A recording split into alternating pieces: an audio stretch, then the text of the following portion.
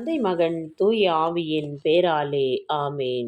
இன்றைய செய்தியானது மனிதன் சோதிக்கப்படும் வேளையில் என்ன செய்ய வேண்டும்?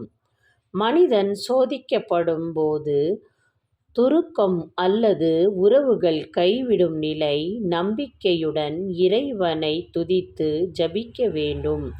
கூட இருந்தவர்கள் தூசித்தாலும் இறைவனின் துணையை நாடி கலங்காமல் நிலைத்து நின்று ஜெபத்தின் மூலம் ஜெயம் பெற வேண்டும். செயல்பட வேண்டியவை: 1. துணிச்சலுடன் இருத்தல். பிறர் தூசித்தாலும் தூசித்தட்டி எழுந்து துணிச்சலுடன் நேர்மையான பாதையில் பயணிக்க வேண்டும்.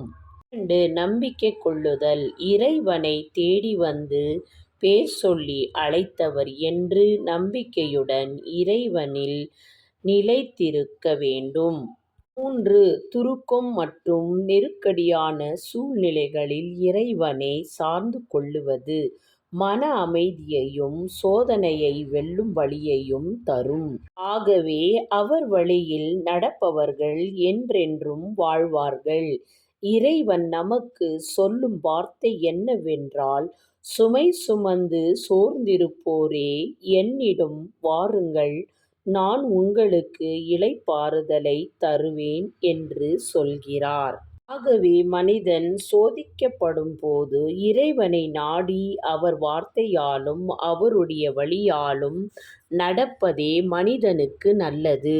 இறைவனை சார்ந்திருக்க அவர் தனக்கு தேவையான அனைத்தையும் அருள்வார். ஆமேன்.